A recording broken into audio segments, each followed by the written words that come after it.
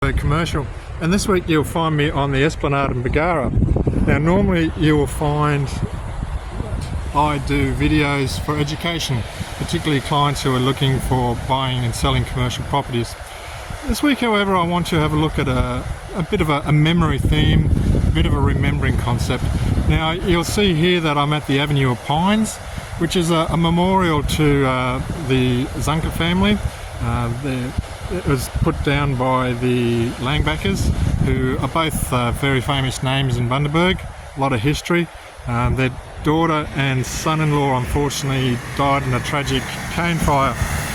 It just lets you understand and appreciate to an extent the things that we may take for granted. Now we've just had 11th Armistice Day. For those who may have been sleeping in the history classes at school like I was, that was the end of World War I, particularly in France.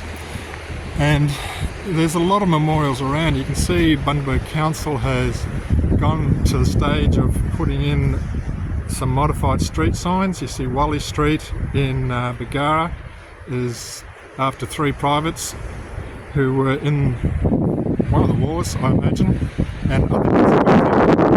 Australia's been very lucky. I've come from Europe, so my family's very much aware of the devastation of wars from different generations.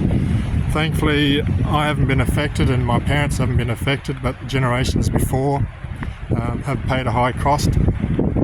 Not to mention the devastation to land and villages.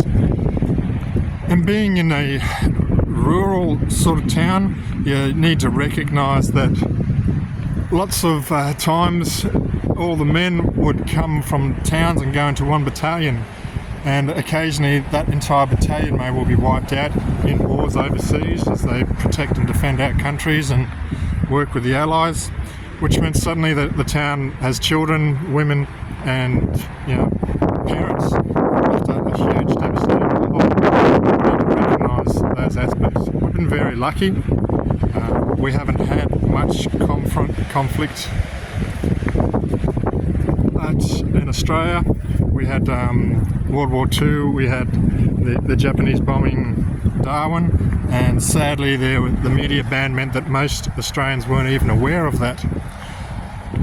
So much so that it was only when the Japanese actually got one of their subs into Sydney Harbour that Australia had that cultural shock of realising that we are actually in the war. Now, I'd like to think that mankind is getting smarter and we're not going to do the wars, but we just have to look at the Ukraine. One day happily going to work, doing things you normally do, go to school, kids pick up, drop off, then suddenly you're spending the next couple of years fighting off mortars and watching your towns and villages and buildings being destroyed. We're just coming up to the Turtle area, which is a children's play area. Thinking, why aren't these kids at school? But that's alright, life goes on. I have to admit I didn't spend all my time at school when I was in the schoolyard either. So you've got the Ukraine, you've also got, it's now been more than a year with the wars in Gaza. Now I'm not saying yes or no and indicating which side, I just think it's tragic. I think the common denominator is people with attitude. And I look around at some of the world leaders and I sit there and think it just looks like we're in a situation where it could easily tip any time. We need to take these things carefully.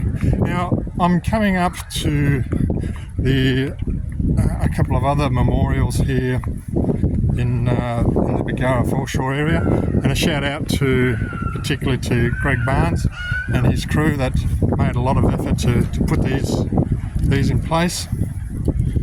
There's a small one here, which is a general one for the 314,000 men. That is a lot of Australians, between 51 and 72. It sort of recognises also that I have friends who are very much suffering from PTSD from the Vietnam War. These aren't history lessons, these are people that I know. They're on their last threads, just trying to keep their sanity together, and I pray for that. It's one of the things that we have to make sure we don't take for granted. And here's the lest we forget one. So I'm going to challenge you for the next minute. I'm just going to sit here and have this on video on here, and I want you just to be grateful for what we have and recognise that the next war will probably be drones. You know, they've got drones the size of the palm of a hand that can now kill a person, and there's no way that we can defend against that. So please have a think, take a moment to just remember, and next week I'll be happier again, so take care and God bless.